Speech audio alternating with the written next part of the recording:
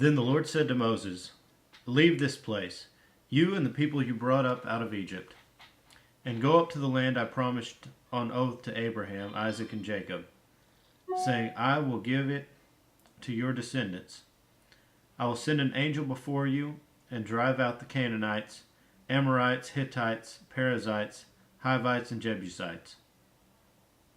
Go up to the land flowing with milk and honey, but I will not go with you, because you are a stiff-necked people, and I might destroy you on the way."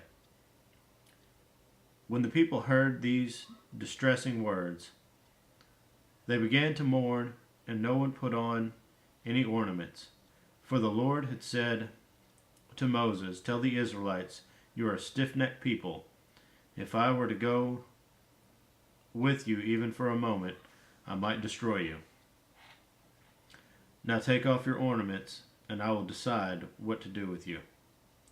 So the Israelites stripped off their ornaments at Mount Horeb. Now Moses used to take a tent and pitch it outside the camp some distance away, calling it the tent of meeting.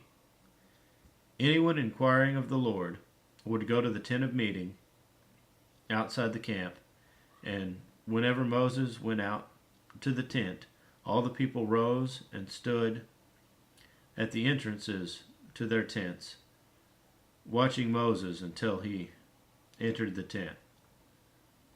As Moses went into the tent, the pillar of cloud would come down and stay on the entrance, while the Lord spoke with Moses.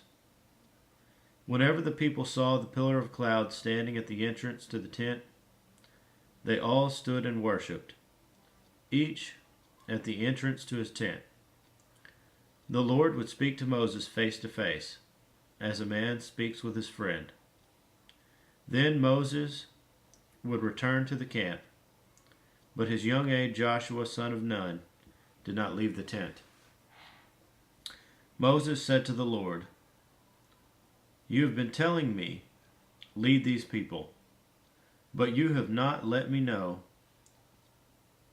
whom you will send with me. You have said, I know you by name, and you have found favor with me. If you are pleased with me, teach me your ways, so I may know you and continue to find favor with you. Remember that this nation is your people." The Lord replied, "My presence will go with you, and I will give you rest."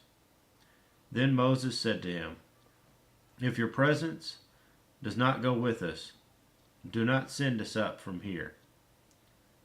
How will anyone know that you are pleased with me and with your people unless you go with us? What else will distinguish me and your people from all the other people on the face of the earth?" And the Lord said to Moses, "I will go. I will do the very thing you have asked, because I am pleased with you, and I know your name. I know you by name." Then Moses said, "Now show me your glory."